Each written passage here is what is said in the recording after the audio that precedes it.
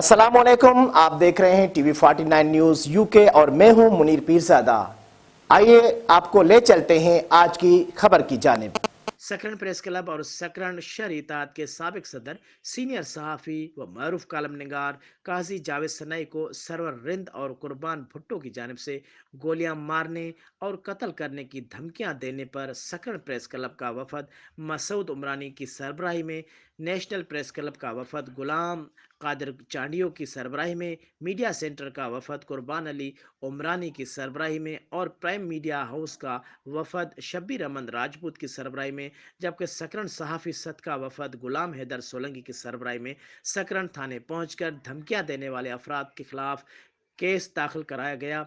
इस मौके पर वफद के सरबराहों ने कहा कि सहाफत मुल्क का चौथा रुकन है, पर बदकिस्मती से रियासती इदारों की खामोशी की वजह से कुछ अनासर सहाफ़ियों के ऊपर हमला करते हैं, जिसकी वजह से काफ़ी सहाफ़ी शहीद भी हो चुके हैं। उन्होंने मजीद कहा कि सकरन के सीनियर सहाफ़ी व मरूफ कालम निगार काजी जावेद सनाई को मौत की धमकियां देने वालों को फौरी गिरफ्तार करके सख्त से सख्त सजा दी जाए। अगर ऐसा नहीं किया गया तो दूसरी सूरत में पूरे सिंध में तहरीक चलाई जाएगी।